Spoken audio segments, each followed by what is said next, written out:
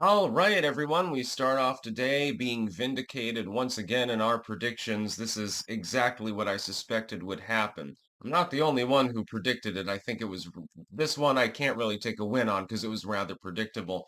Legacy media begging you to forget that Joe Biden even existed. This one comes from Salon.com. Now, I had hoped when I saw the headline, forget about Joe Biden. I had hoped that it would be about either the fact that he was extremely forgetful or the fact that his administration was entirely forgettable because he accomplished nothing. Maybe both. I had hoped wrong.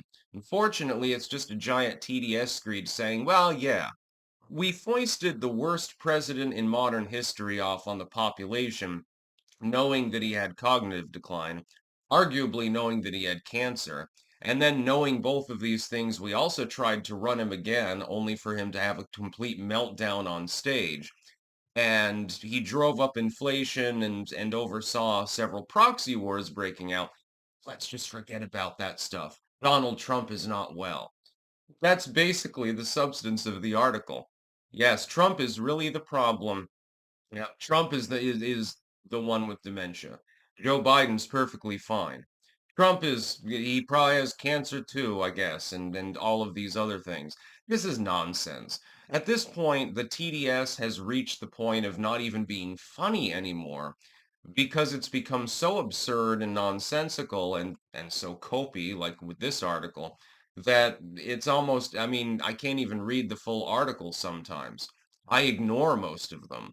I think that a lot of other Americans, by the way, have also conked out with regards to that. It's like, why? Joe Biden failed.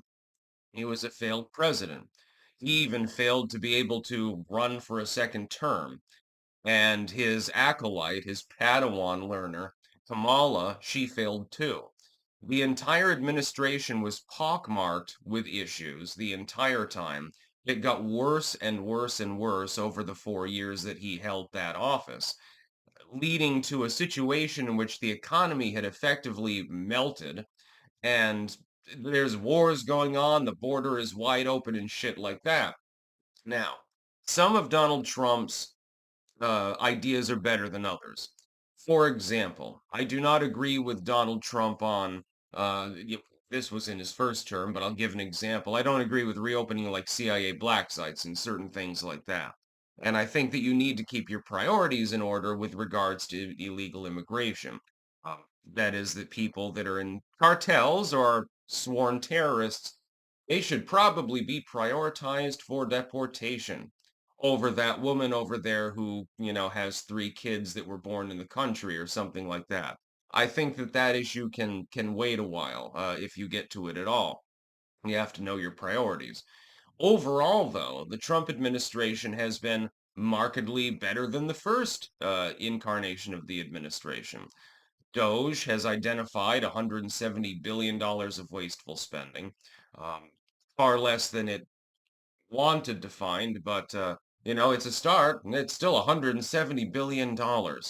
Believe it or not, that is still meaningful these days, although under Bidenomics, with the devaluation of the dollar, it's less meaningful than it would have been 10 years ago.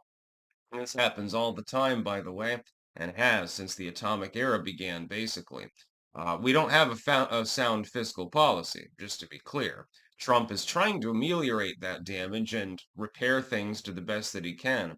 But it's sort of like if you got a dude on a ship that's full of holes and is slowly sinking, and he's trying to patch up one hole after the other, but then there are other people impeding him from doing so by stealing the tools and the necessary things that he needs to patch them.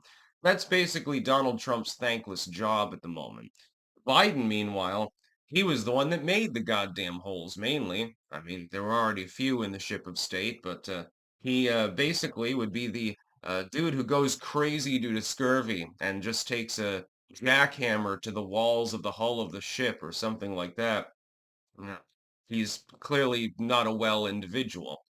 Donald Trump is attempting to repair problems that were not made by him. Now, admittedly, not everything that Trump does is solid gold. Not everything that he does I agree with. However, generally speaking, good. For example, he's trying to shield Medicaid from the House Republicans, mainly from far red districts, in order to salvage that, cut the wasteful spending in Medicaid, but ultimately, not go beyond that limit where the party basically implodes. That's called strategy. It's called pragmatism. I would say also it's called doing what's right. House Republicans apparently generally did not get the memo. But the legacy media is telling you, oh no, no, no, just focus on the things that Trump is doing wrong. Forget about Joe. Let's forget he ever existed. Wasn't this entirely predictable? And they would look at it and they'd say, well, I mean, the baggage of the administration kind of led to Trump being elected in the first place, or at least in part. I've analyzed that further. I think that's only one part of it, but it is a part. Therefore, we should remind the public not to remind themselves that the administration ever existed in the first place. Yeah, his funeral is going to be awfully muted for a presidential funeral. I can guarantee that.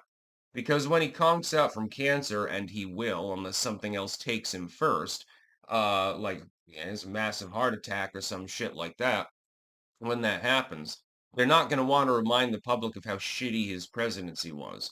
And you watch, when people criticize him when he finally conks, they'll say, well, you're being ghoulish, even if he deserves it. Yeah, you only ruined tens of millions of lives and caused the greatest invasion of the United States that's ever literally happened. You only wrecked the economy completely, causing tens of millions of more people to lose their quality of living. No, you were a great guy and shit. Let's pretend that he was a great guy.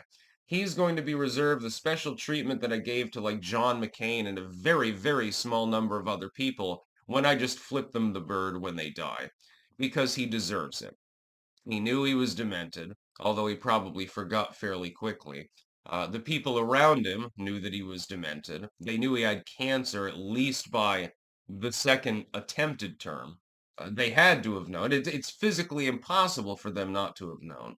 And on that one, I'll give Joe a pass, a begrudging pass, because by that point, his cognitive decline was severe enough that he probably didn't realize what he was being told. Certainly seems to be the case with the her interview there.